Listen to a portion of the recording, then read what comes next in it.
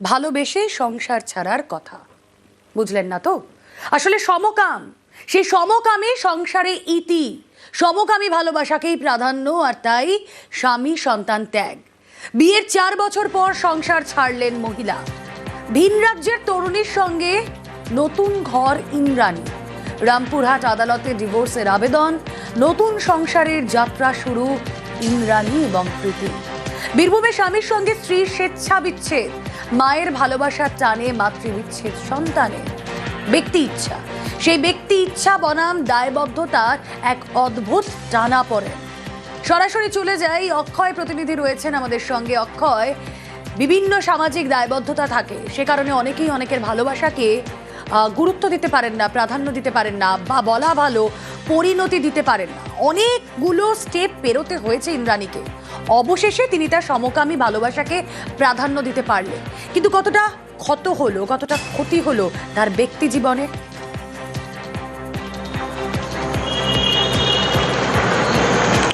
দেখো রুমেলা, তোমাকে জানি রাখি, বীরভূমের মারগ্রাম থানা এলাকার ইন্দ্রাণী দালাল, সে আজ রামপুরহাট আদালতে ডিভোর্সের ফাইল আজকে দায়ের করেছে এবং ইন্দ্রাণী যেটা স্পষ্টভাবে দাবি করছেন যে সে সমকামী। গত 4 বছর আগে তার বিয়ে হয়েছে, 4 বছরের বিবাহিত জীবন এবং তার 3 বছরের সন্তান, এবং তাদেরকে ছেড়েই আজকে মিউচুয়ালি ডিভোর্স ফাইল করেছে। তার স্বামীও আজকে রামপুরহাট আদালতে এসে হাজির হয়েছিল। তার স্বামীর সাথেও আমরা যোগাযোগ করেছিলাম। তার স্বামী যেটা দাবি করছেন, গত 2 থেকে 3 দিন ধরে তাকে ইন্দ্রাণীকে বারবার তিনি বোঝাবার চেষ্টা করছেন, তবে ইন্দ্রাণী তার জায়গা থেকে একদম স্পষ্ট যে তার যে ভালোবাসার জায়গা, গত 2 বছর আগে বিহারের এক তরুণীর সাথে তার প্রেম ভালোবাসার সম্পর্ক হয় এবং বিহারের প্রীতি, সেই প্রীতি কুমারী গত 2 দিন আগে বীরভূমের মারগ্রাম থানা এলাকায় সে চলে আসে এবং তারপর তার সাথে যোগাযোগ করে ইন্দ্রাণীর সাথে, এবং তারপর থেকে ইন্দ্রাণী সিদ্ধান্ত নিয়েছেন যে সে আর সংসার করবে না এবং তার যে ভালোবাসার মানুষ তার সাথে সে সংসার করবে, এবং সেই মতো আজ রামপুরহাট মহকুমা আদালতে ডিভোর্সের ফাইল করা হয়েছে। এবং তার স্বামী স্পষ্টভাবে জানিয়েছেন যে তাকে প্রচুর বোঝানো হয়েছিল, তবুও সে মানতে চাইছে না, তাই স্বেচ্ছায় তাকে তিনি যেটা চাইছেন সেটাতেই তিনি রাজি হয়েছেন। ইচ্ছে এটাই থাকতো, ইন্দ্রাণীর ইচ্ছে এটাই থাকতো, তাহলে বিয়ে করলেন কেন? তার আগেই কেন তার এই সমকামী মনোভাবকে তিনি সকলের সামনে আনতে পারলেন না? নাকি আনতে পেরেছিলেন কিন্তু কেউ সেটা বোঝেননি?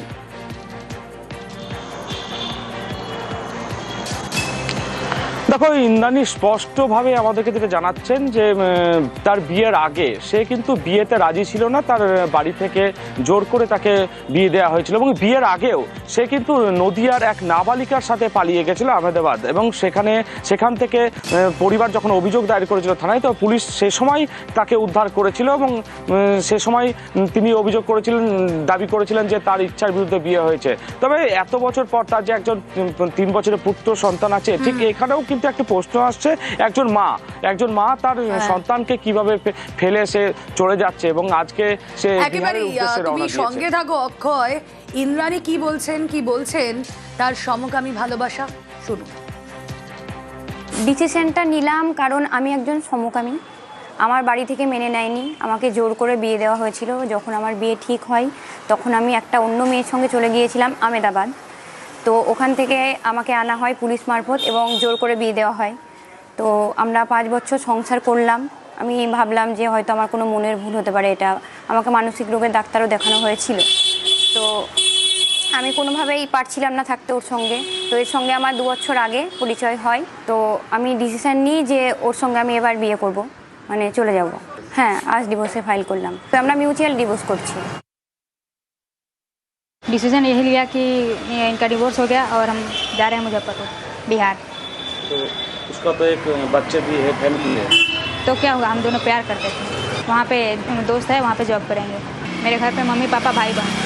हाँ, मम्मी तो मान गई है, बोल रही है आने के लिए, अभी नहीं जाएंगे। একজন নারী সে মেয়ের ভূমিকায় থাকুক, কারো স্ত্রীর ভূমিকায় থাকুক, এই সমস্ত ভূমিকাগুলোকে ছাপিয়ে যায় তার মাতৃত্ব সত্তা। এখানে দাঁড়িয়ে এক 3 বছরের সন্তানের মাতৃবিচ্ছেদ হলো। ডিভোর্স মানে শুধু তার স্বামীর সঙ্গে বিচ্ছেদ হলো ইন্দ্রাণীর, তা তো নয়, এরও একটা ইম্প্যাক্ট থাকে। জানবো, প্রতিনিধি অক্ষয় রয়েছেন সঙ্গে। অক্ষয়,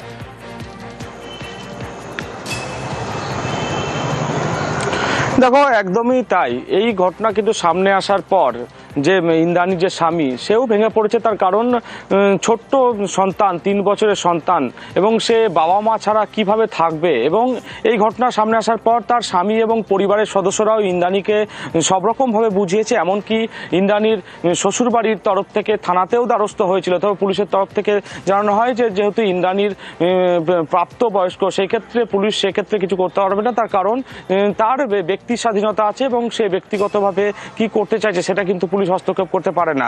ঠিক এখানে ইন্দ্রাণীর ভূমিকা নিয়েও প্রশ্ন উঠছে যে সে ব্যক্তিগতভাবে ব্যক্তির স্বাধীনতায় সে সিদ্ধান্ত নিয়েছে যে সে একজন সমকামী হিসাবে তার ভালোবাসার মানুষের সাথে থাকবে। আবার অপর দিক দিয়ে ভাবতে গেলে তার যে 3 বছরের সন্তান, তাকে যে ছেড়ে আসছে সেই নিয়েও কিন্তু সেই সন্তানটির ওপর কি প্রভাব পড়তে পারে সেই নিয়েও প্রচুর প্রশ্ন উঠছে।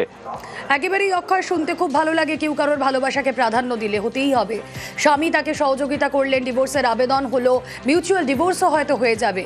কিন্তু এই 3 বছরের শিশু, তার মাতৃহারা হওয়া, তার মাতৃবিচ্ছেদ হওয়া, এ নিয়ে কিন্তু একটা প্রশ্ন, কোথাও একটা খুঁতখুঁতে একটা বিষয় থেকেই যাবে। আপনার তো একটা সন্তানও আছে, সেক্ষেত্রে কষ্ট হচ্ছে না? অবশ্যই হচ্ছে। বলবো একটাই যে ও ভালো থাকুক, ওর বাবার কাছেও ভালো থাকুক, ও মানুষের মতো মানুষ হোক, এটাই। আমরা সমাজবদ্ধ যে, এই সমাজেই আমরা দেখছি সমকাম ভালোবাসাকে প্রাধান্য দিতে, স্বামীর সঙ্গে বিবাহ বিচ্ছেদ করতে। এই জায়গায় দাঁড়িয়ে সমাজের একটা বড় ভূমিকা থাকে। এই ঘটনা সমাজের আর 4-5টা মানুষ কিভাবে দেখবেন সেগুলো অনেক পরের বিষয়। কিন্তু কি ভাবছেন সমাজতত্ত্ববিদ অনসূয়া মৈত্র, শুনুন। যৌন প্রবৃত্তি বা যাকে সেক্সুয়াল ওরিয়েন্টেশন বলা হয় সেটা জন্মগত। এক্ষেত্রে দেখা যাচ্ছে যে ব্যক্তিটি সমকামী ব্যক্তি এবং তিনি ছোটবেলা থেকেই নিজের যৌন প্রবৃত্তি সম্পর্কে সচেতন ছিলেন। আমাদের আইনও সেটাকে স্বীকৃতি দিচ্ছে, কিন্তু আমাদের সমাজ সবসময় আইনকে মেনে নেওয়ার মতো অবস্থায় থাকে না। তাই জন্য আমাদের স্কুল, আমাদের পারিপার্শ্বিক পাড়া, আত্মীয় স্বজন কেউই মানুষের এই সত্তাটিকে মানতে চায় না। এবং এই যে বিষমকামিতা, সেটাকে বাধ্যতামূলক করা হচ্ছে, বা কম্পালসারি হেটেরোসেক্সুয়ালিটি যে ন্যারেটিভ, যেখানে বিবাহ, পরিবার এইগুলি একজন ব্যক্তি না চাইলেও তার উপর চাপিয়ে দেওয়া হচ্ছে, সেখান থেকেই এই টানাপোড়েন তৈরি হচ্ছে। এবং এটিতে আসলে ব্যক্তির যেমন ক্ষতি হচ্ছে তেমন সমাজেরও ক্ষতি হচ্ছে। কারণ যে শিশুটি মাতৃহারা হলেন, তারও একটা অধিকার এবং তার মানসিক, তার সামাজিক, তার শারীরিক একটা প্রভাব এই ঘটনাটা ফেলবেই। সুতরাং এক্ষেত্রে সমাজ যে স্বীকৃতি দিচ্ছে না, মানুষ নিজে থেকে সেটা তার হাতে নিয়ে নিচ্ছে এবং সেই টানাপোড়েনের জন্যই আলটিমেটলি ক্ষতিগ্রস্ত হচ্ছেন সমাজও এবং ব্যক্তি।